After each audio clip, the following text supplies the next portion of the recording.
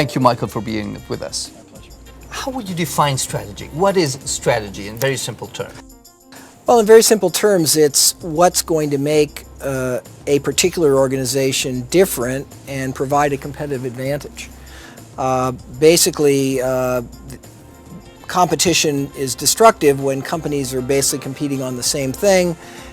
That forces competition to gravitate to price. Strategy is finding a different way to compete to create a different sort of value for the customer, which allows a company to prosper, to achieve superior profitability. What is not strategy? Simply implementing best practices, buying the latest machine, using the internet to communicate with your customers. There are lots of things that managers do that they have to do to actually keep making the company more productive and more efficient, and to attain the kind of latest technology and knowledge about management.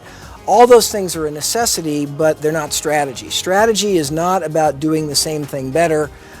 Strategy is about finding that different place for the organization to deliver value. But what makes it challenging is you have to do both of these things at the same time. You got to keep assimilating best practices, but at the same time having real clarity about what's going to make you different. You wrote a book 25 years ago that has remained at the top of the list of the strategy books. What were the key messages in that book?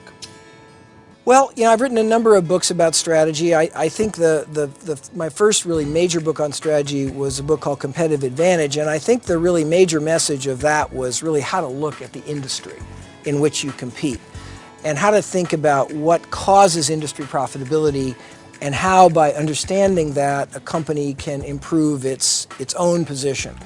In that book, I introduced the so-called 5 forces framework, that in any industry you've got to look at the power of the customer, the power of the supplier, the barriers to entry, the threat of substitute products, and the nature of the rivalry itself, and that those 5 forces collectively define really the profit potential of any business. And this was, I think, a breakthrough in the field, because really we had no systematic way of looking at industries.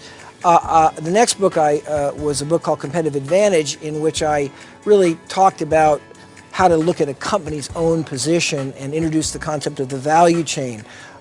Any company, when it competes, is simply conducting a lot of activities, marketing activities, procurement activities, service activities, and so forth. And the value chain provided a framework for understanding how a particular company was competing versus its competitors, and therefore sharpening the distinctions in terms of its position.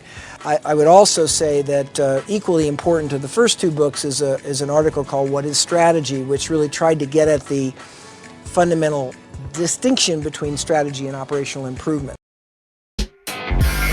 Some people would challenge the concept of industry. Yeah. If you take, for example, this device, what industry is it? Is it a phone? Is it a computer business? Or even a restaurant? Yeah. Is it in the food business, in the entertainment business? More and more, the boundaries of industries are less clear. Would you agree with that? Well, I'd say that the boundaries of industries can certainly evolve and shift and change. I'm not sure that they're not clear. At any given point in time, by thinking about fundamental economics, we need to draw a set of boundaries at that moment. And so what we called a phone before is that industry definition is probably now a broader definition. Okay. Now, whenever we look at an industry and whenever we look at how companies compete, we've got to always be sensitive to where are the right boundaries and how are those boundaries evolving. What I have found, for whatever it's worth, is that industry boundaries change less and more slowly than some authors would have us believe. Okay. Some authors would have us believe that every business is constantly restructuring itself every day, and there are some, and they tend to be concentrated in the technology space. You pulled out a BlackBerry, and I think that's a little bit of a sort of a loaded example, if you will. That said, even in industries as mundane as distributing food, one can see boundary shifts.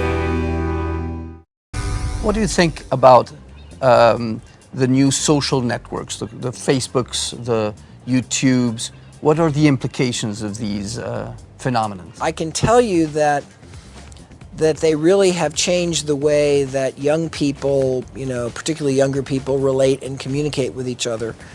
And there's lots of related ideas like blogs and various other devices to communicate. And I think that application is undoubtedly going to at least persist for the foreseeable future. What is less clear is how those forms of communication are actually going to work their way into what I would call the mainstream economy. Yes. and mainstream business. Because I think that it's not clear how they connect in some very clear way to value creation or commerce, or what people will integrate into their work as opposed to their leisure time. So, or even can you read their strategy, because they don't charge? I mean, it's hard to see how they will sustain. Well, it's a little bit like the internet bubble. That is, gee whiz, look at what we can do. Look at all the people that use it. But ultimately, if nobody's willing to pay, and there's not some kind of a way of really realizing the value, then ultimately you don't have a sustainable phenomena. For every 100 internet companies, there were probably only 2 that survived, and that was because only those 2 were doing something that really could capture the value they were creating.